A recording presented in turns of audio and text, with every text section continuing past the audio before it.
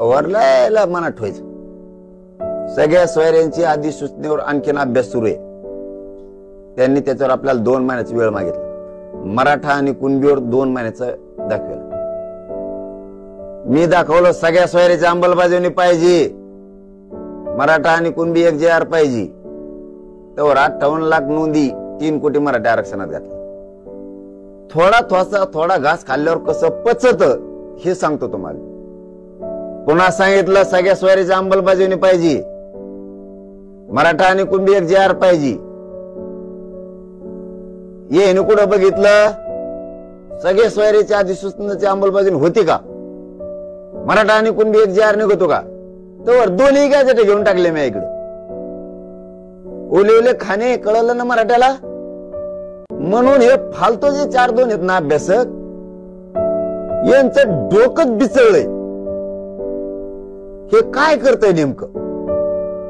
2ही gadget घेतल्यामुळे पश्चिम महाराष्ट्र आणि मराठवाडा हे सगळ्यात मोठा भूभाग आहे, क्षेत्रफळानं, लोकसंख्येनं आणि मराठ्यांच्या संख्येनं. मला सांगा, मराठवाडा आरक्षणात गेल्यावर आणि पश्चिम महाराष्ट्र आरक्षणात गेल्यावर खाली काय घंटी राहिली का. झालं ना सर सकट. याचा अर्थ मी सगळे सोयरे पण सोडणार नाही आणि मराठा आणि कुणबी एक हे पण JR सोडणार नाही. पण लक्षात ठेवा, एकदाच जर वंजळबड खाल्लं तर नाड्यात फसण्याची शक्यता असते आणि समाज हरण्याची शक्यता असते. म्हणून एक घास जर खाल्ला, तुम्ही 2 भाकरी खाल्ल्या तरी पचणार, पण एकदाच 2 खाल्ल्या तर त्या नरड्यात गुंतून तुम्हाला दवाखान्यात ऍडमिट करण्याची शक्यता आहे. म्हणून मी शांततेत केलं, शांततेत गेलो, शांततेत आणलं, पण येताना JR आणले. आता ड्राफ्ट नाही आणला. तो JR ज्यावेळेस हरकत कोर्टामध्ये दाखल केली जाईल त्यानंतर हा JR अडचणी सांगेल किंवा येईल असं वाटत नाही. कितीही कोणी याचिका दाखल कोर्टात केल्या, कुठं केल्या, तरी त्यात तो चॅलेंज होऊ शकत नाही. कारण सरकारी दस्तावेजे गॅजेटियर, माननीय न्यायदेवता, सरकारी दस्तावेज जर असेल, सरकारी नोंदी असतील तर सगळ्या याचिका त्यांच्या धुडकावून लागणार. कारण सरकारी दस्तावेज धुडकावून लावता येत नाही. उदाहरणार्थ, कोणी जर म्हणला हे जेजच नाही, मान्य आहे का कोणाला. मग राष्ट्रपतीनं, राज्यपालानं, विधी व न्याय विभागानं केंद्राच्या नियुक्त केलेले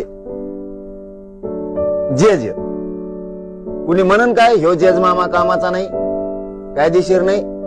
कायदेशीरच आहे, तसं दस्तावेज येतो तो कोणीही नाकारू शकत नाही. ना मराठवाड्याच्या गॅजेटियरचा, ना सातारा संस्थांच्या गॅजेटियरचा. मराठ्यांनी जास्त खुशीत राहायला पाहिजे. आता आपले बोलणारे बागड बिल्ले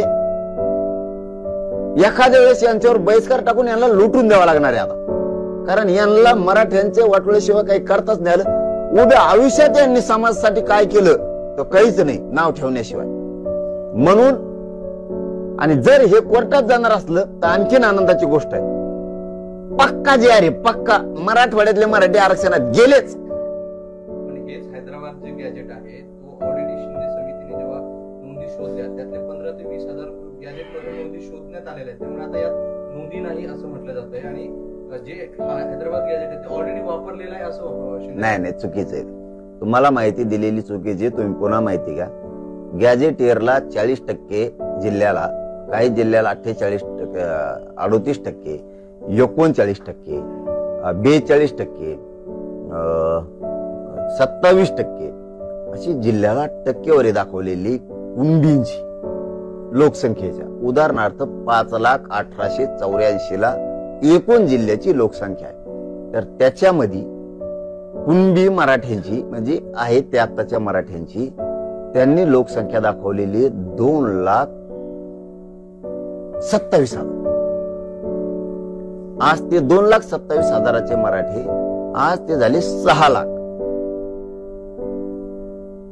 त्याच्यामुळे त्यांनी ह्या नोंदी इकडे लावलेले नाही. गॅजेटियर हा सेपरेट भाग वेगळा आहे आणि नोंदी शोधणं मध्ये त्यांनी 33-34 शोधलेला आहे. पत्रकार बांधव समजून घ्या, मराठाही समजून घ्या. त्यांनी 33-34 शोधलेला आहे नमुना नंबर. 36 शोधलेला नाही गोस्वाऱ्याचा. देवस्थानाचं शोधलेलं आहे. गॅजेटिअरवर त्यांनी अभ्यास केलेला आहे. गॅजेटिअरच्या नोंदी त्यांना इकडे घेता येत नाहीत का, तर तो सेपरेट दस्तऐवज आहे गॅजेटिअरचा. त्याचा अभ्यास करून अहवाल तयार करून तो सरकारला द्यायला लागतो आणि ज्यावेळेस सरकार स्वीकारतं त्यावेळेस सरकारला त्याचा GR काढावा लागतो आणि अंमलबजावणी करावी लागते. त्याच्यामुळे ह्या निघाल्यात. आता ज्याच्या नोंदीच नाहीत त्याच्यासाठी आता गॅजेटचा रपका सुरू होणार आहे.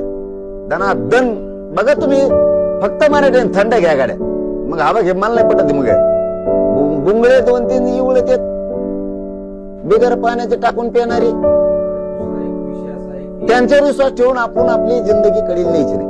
मी गरीबाचा आहे, तुम्ही गरीब आहेत, आपण गरीबासाठी काम करतो. गरीबांनी गरीबावर विश्वास ठेवायचा, श्रीमंतावर ठेवायचा नाही. त्याच्यामुळे शांत राहावा, आनंदी राहावा.